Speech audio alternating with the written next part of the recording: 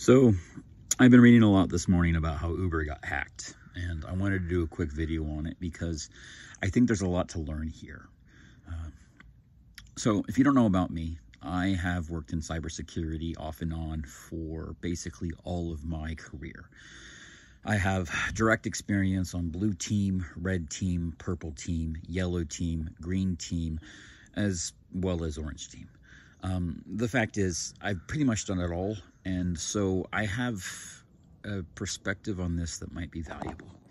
And so the end result is that I've been looking at this, and I've been trying to understand what exactly happened. Because here's the deal.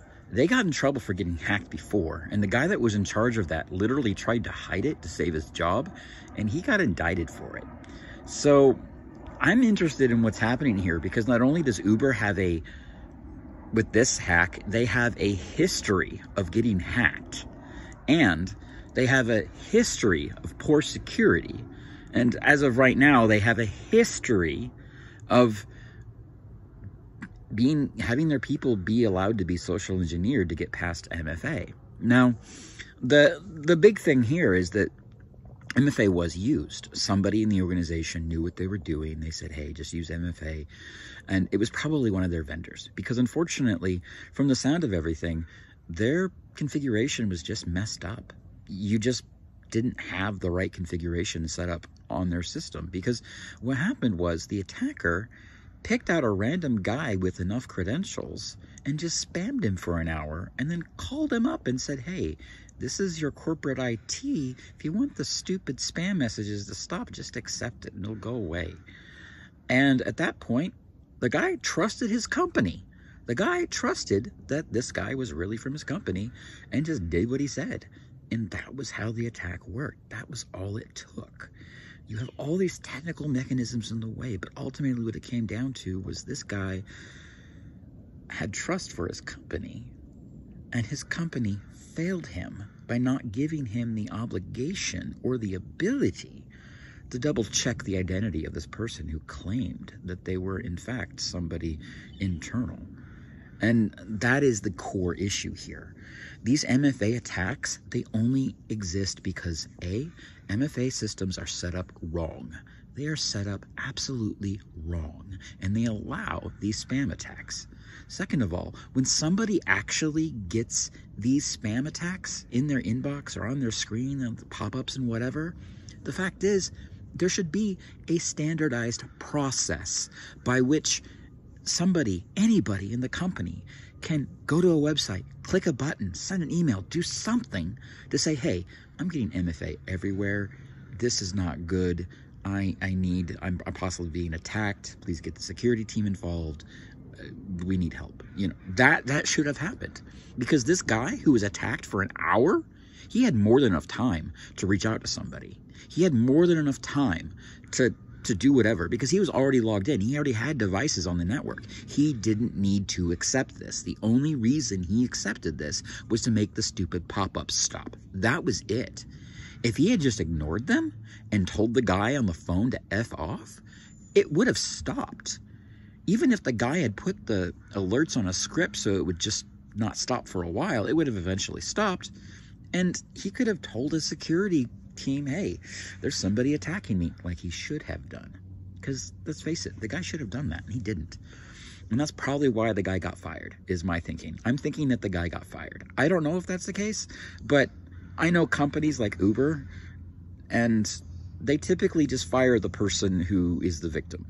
And so from my perspective, I see this as kind of unfortunate, because that guy was let down by his company, and his leadership didn't know what the hell they were doing.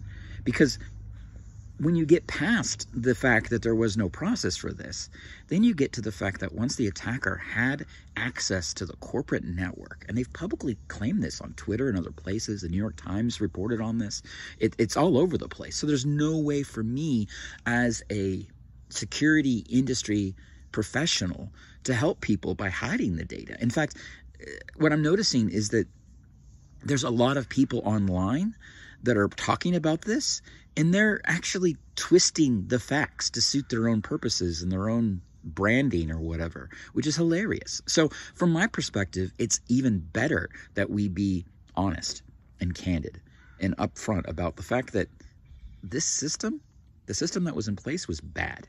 It allowed an MFA spam attack to result in a social engineering attack, which resulted in VPN access, which then resulted in the corporate network being scanned. And when that scan happened, the attacker publicly disclosed that they found a open share of files full of PowerShell scripts.